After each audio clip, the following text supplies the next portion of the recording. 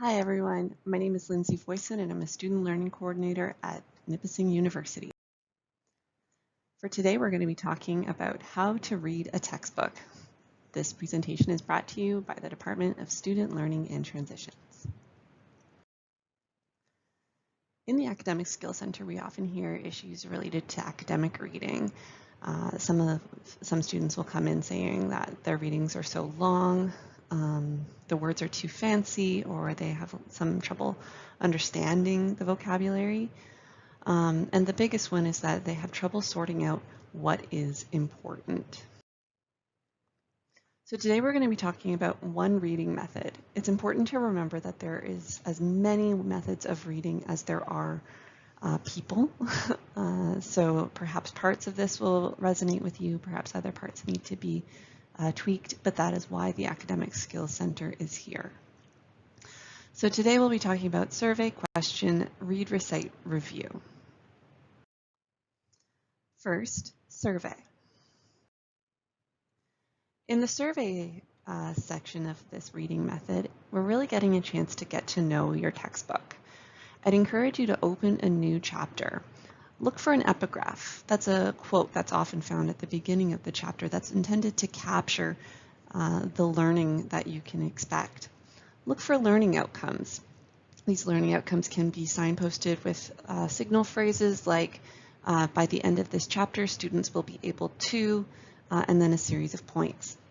Look for some key terms as you flip through the chapter. These terms may be bolded, or they may be terms that stand out to you because they're unknown or a new vocabulary for you. Take a look for any case studies that may be present. Note the subheadings that are present in the reading, if any.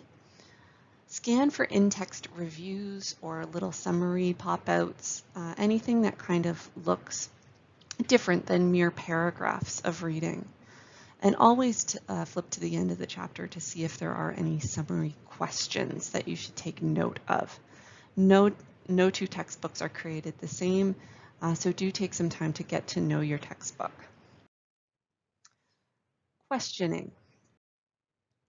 Questioning is an opportunity to test yourself, and it's an opportunity to create intention and strategy when we actually get to the reading. So use the features of your textbook to create opportunities for self-assessment and for targeting your note-taking strategies. These questions could come in the form of the summary questions or self-assessment questions that are found in your textbook. You can also take subheadings and turn them into textbooks or turn them into questions. Finally, using key terms or new terms to develop questions is also a helpful strategy. This may seem like a convoluted way to get to reading, but with practice, this strategy actually makes the reading section of this much more efficient. So now that we've gotten to reading, we're actually going to be reading with intention and interaction rather than just reading paragraphs and hoping that important information will jump out. Now you're reading in an effort to find the answers to the questions that you've presented to yourself. Your notes are going to be you recording the answers or evidence that help to answer your questions.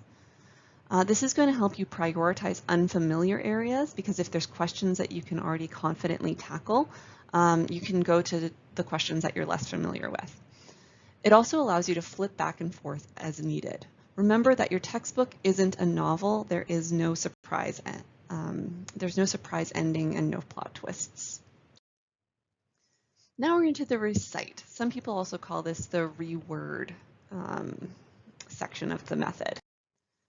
Ultimately, you're going to put it in your own words. Rather than forcing your brain to remember the things that you've been training it to remember from the textbook, especially if you didn't remember it the first time, I would encourage you to actually put down the answers to your questions in your own words using examples that mean something to you.